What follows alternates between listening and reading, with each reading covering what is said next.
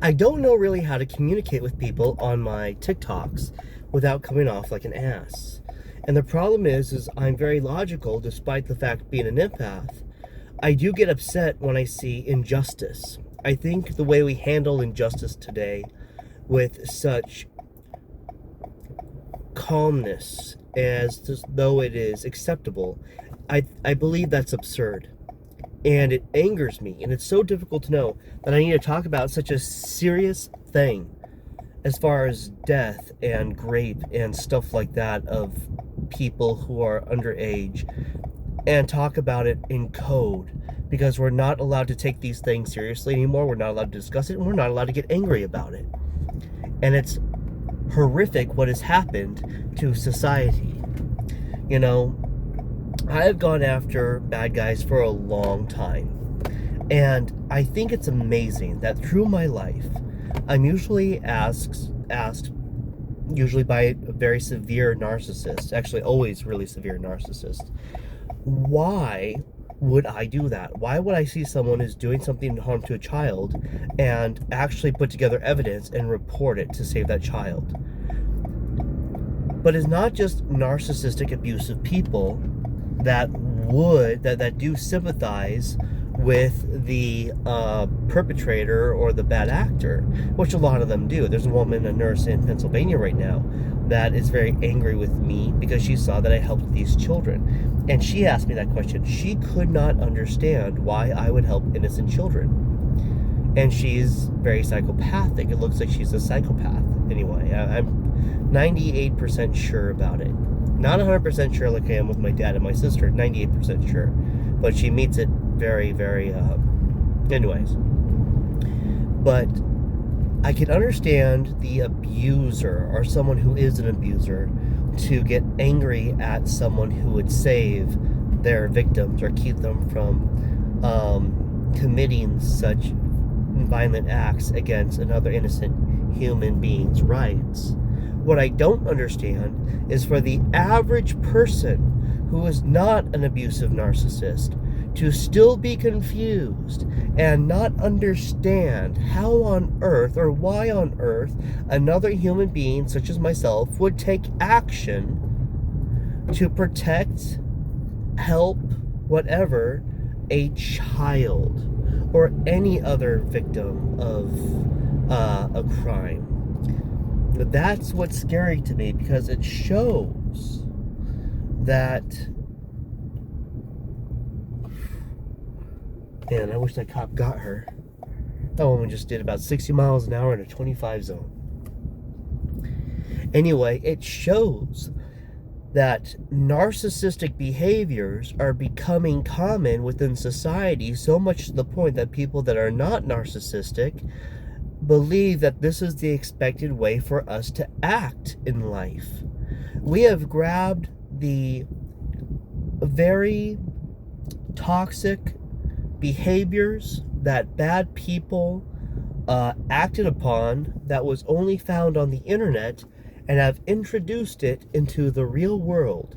And it's so common that your average police officer, your average judge now thinks that this online behavior of narcissistic abusers is normal to act within society, which has dropped the standards so low that basically anyone can do whatever they want and get away with it. And those of us that step up to say that is wrong, or to even take action to stop it, are frowned upon and harassed by others who view themselves as being so beyond you on a moral level that has never taken action on such a thing in their life. So it's really disappointing.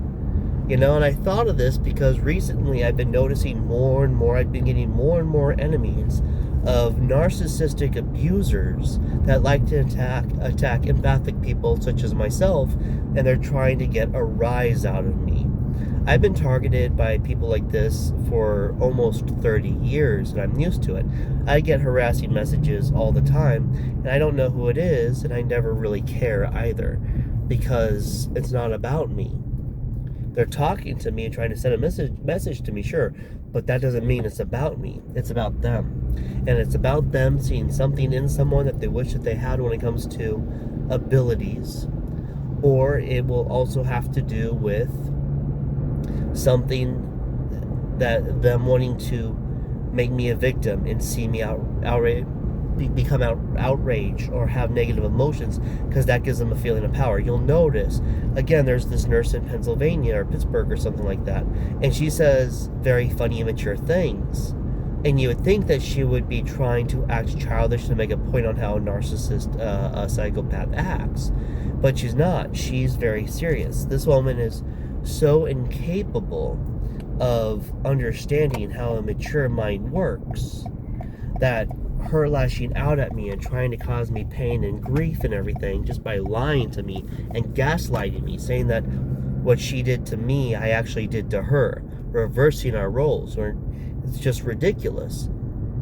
And I'm seeing this and I'm thinking, wow, it's interesting that I see this now and I'm just like, there's no reaction to it, no emotion, just seeing this, thinking this person is not 10 years old. This is legally an adult.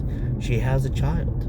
Her husband died and she was talking about sex, trying to find other men to have sex with right when he died. And I'm thinking, this is becoming acceptable, and saying that this is wrong is becoming unacceptable. So what's going to happen in society now where even the tiniest bit of human function of actively acting like a human being is frowned upon and you get harassed?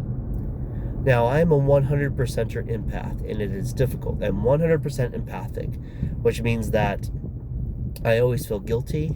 I'm constantly trying to fix myself. I don't want to cause anyone any discomfort, even though if they're a bad person. And I always believe that if someone who's evil does something, then somehow it's my fault and I need to fix myself. And it's never their fault. That's really, really difficult.